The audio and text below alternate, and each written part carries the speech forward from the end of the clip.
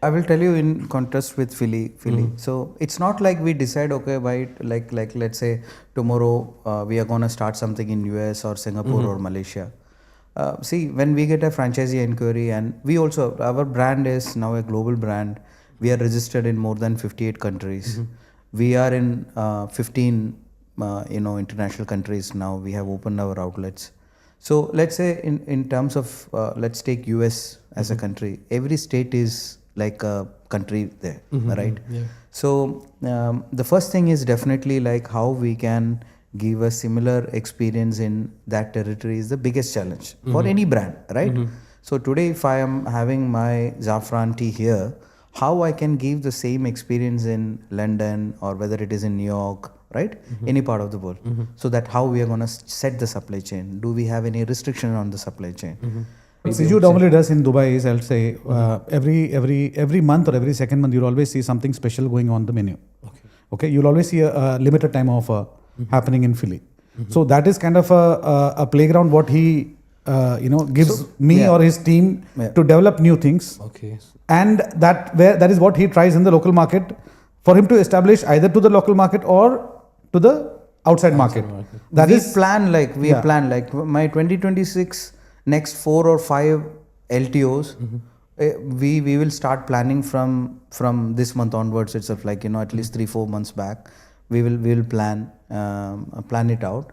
So like he rightly said, we call it LTO. So we have a core menu which always runs, and then that is not in the actual menu. That's maybe on a tabletop or maybe like a standee or a flyer or something like that. Absolutely. Apart from the core menu, we launch LTOs, which is called limited time offer products, and then we create the product, and we will see that what is the acceptance of this product in our menu, and we have certain benchmark percentage. Okay, if this percentage of business, if this product is bringing, we should bring that line into our core menu.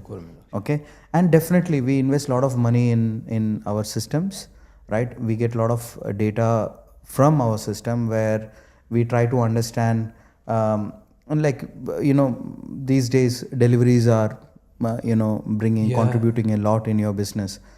So we get a lot of data from there, like what is the customer behavior, what time he orders, what is his preference in the morning hours, what is his preference in the evening hours, and then we consolidate this report on a monthly basis. Especially after pandemic, I will tell you, product like biryani and pizza got very popular, right? The reason is that these were the most deliverable products, good deliverable products. Because like let's say you order a cappuccino, you will get it maybe after 30 minutes.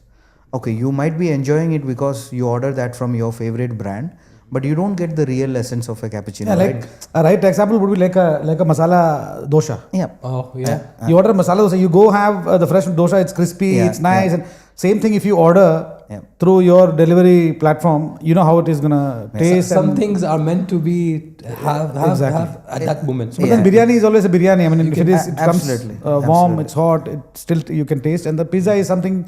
It's still not need to be very crispy, but then if the cheese is fresh and it's good quality, still you can enjoy it. It's very, very important to assess your data. But as I told you, if you don't invest on those robust systems, SOPs,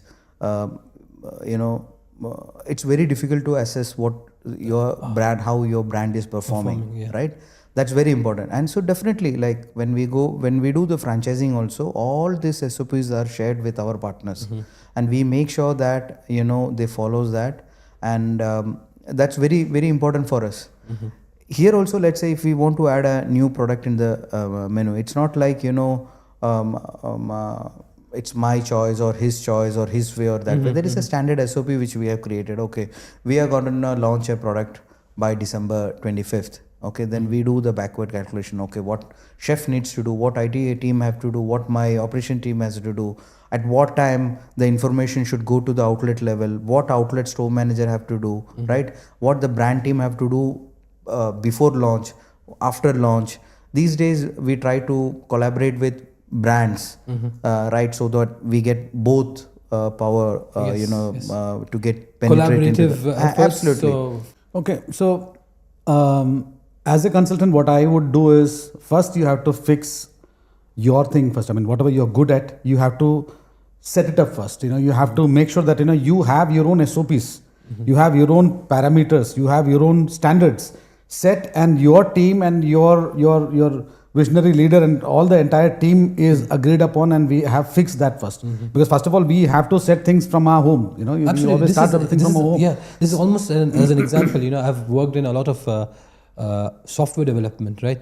And if you do not have, your what do you call it? Your own backup has to be your requirements, Yes. right? Yeah. If you don't set up your requirements, it will, your requirements will keep on adding. Absolutely. So you need to set it on stone. Yeah, and so then that is the foundation of the brand, That's a basically. So framework, yeah. you are making your foundation so strong that that will decide how high you can soar. So basically you are doing that first up. So that would be my first priority. If there's an example you can give. See, you rightly said. See, data is only useful if you use the data, right? There are people who invest a lot of money on the system and the backend, systems, and then they don't really use the data. So if you really drill down your data, a lot of insight you get about the brand, where maybe it can be an eye opener for you, right? Is there an example you can? Yeah. So share? let's say in Filli's contest last last 6 months, we have seen that there is a surge of medium sugar tea. People are ordering through online and in store also. But we never want to change our actual authentic recipe, where we want to reduce the sugar level, or we want to reduce the taste of the product or something. So what today in Filli, you can order a no sugar tea. You have a Filli light, which is like you can order for a medium sugar tea. So those we get to know by analyzing, like there are so many orders surge for no sugar and medium sugar tea, right? And I will say that robots or AIs cannot replace a good barista, right? Yeah. A good barista who is talking to you while making coffee. He is asking you, how was your day? Like, you need to give that that personal touch. Completely agree to this. That's very important. That's very important. It's more about the experience what he's talking Absolutely. about. So the product can be made. Okay, when you have a good recipe, when you have a foolproof recipe, when I can make, like I said before, if I can make a Mexican cook my butter chicken, even the robot can cook. There's no doubt. Yep. The AI can make a machine which can add those seasonings, and definitely the butter chicken is going to taste exactly the same thing.